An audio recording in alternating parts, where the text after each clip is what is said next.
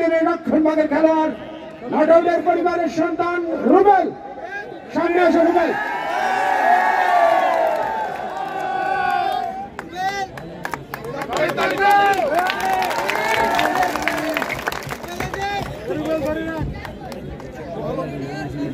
ধন্যবাদ। আমি জানতাম না ও আমার দেশের ছেলে। আমার দাদা বাড়ি যেখানে ওইখানেই তার বাসা। আবার একদম পুরো ওই জায়গায় সর্বনাশ করছে। এই জন্য কি ম্যান অফ দ্য ম্যাচ পেয়েছে নাকি? আমার মতো লং বল দেখি, আমার চেয়ে একটু বেশি না। Thank you. বিসমিল্লাহির রহমানির রহিম। মঠবাড়িয়া উপজেলার স্মরণকালের মধ্যে আমার দেখা মতে এবং আমার অবজারভেশন মতে সর্বোচ্চ গণজামায়াত আজকে শহীদ মোস্তফা খেলার মাঠে উপস্থিত।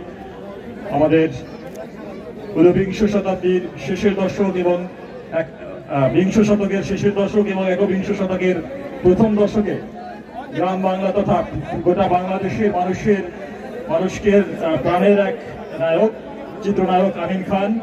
অনুষ্ঠানে উপস্থিত ওয়ালটনের কর্মকর্তাবৃন্দ, খেলোয়াড়বৃন্দ এবং মঠবাড়িয়া উপজেলার আপামর জনসাধারণ, আসসালামু আলাইকুম। আমরা শ্বাসরুদ্ধকর একটি ম্যাচ দেখলাম। দীর্ঘদিন পরে এমন সুন্দর একটি আয়োজন মঠবাড়িয়ার মানুষকে সত্যি এক মেলবন্ধনে আবদ্ধ করেছে, যেটি প্রমাণ আপনারা রেখেছেন। আপনারা অত্যন্ত সুশৃঙ্খলভাবে এই আয়োজনে অংশগ্রহণ করেছেন এবং আমাদের সম্মানিত অতিথির কাছে আমাদের মঠবাড়িয়া উপজেলার যে সম্মান আপনারা রেখেছেন সেটি সত্যি অভাবনীয়। সকল দর্শককে আমি আন্তরিক ধন্যবাদ এবং সবার প্রতি কৃতজ্ঞতা জানাচ্ছি। আমি ওয়ালটনের যে এই সুন্দর আয়োজনের জন্য ওয়ালটন কর্তৃপক্ষকে আন্তরিক ধন্যবাদ জানাচ্ছি। আমি আবারও আশা করছি যে ওয়ালটন সময়ে সময়ে এরকম আয়োজনের মাধ্যমে জাতি, ধর্ম, বর্ণ নির্বিশেষে সকল মানুষকে এই খেলার মাঠে একত্রিত করবে।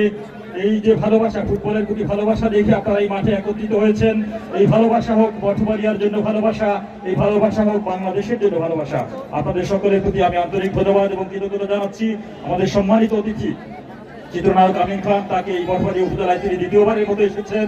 আমি আশা করবো আজকে যে ভালোবাসা আপনারা দেখিয়েছেন, এই ভালোবাসায় মুগ্ধ হয়ে তিনি বারবার এই মঠবাড়িয়ায় ফিরে আসবেন, আবার আমাদেরকে আনন্দিত করবেন, এই আশা রাখছি। ওয়ালটনের প্রতি আবারও ধন্যবাদ এবং কৃতজ্ঞতা জানিয়ে সবার প্রতি সুস্বাস্থ্য, দীর্ঘায়ু এবং মঙ্গল কামনা করে কথা শেষ করছি। আসসালামু আলাইকুম।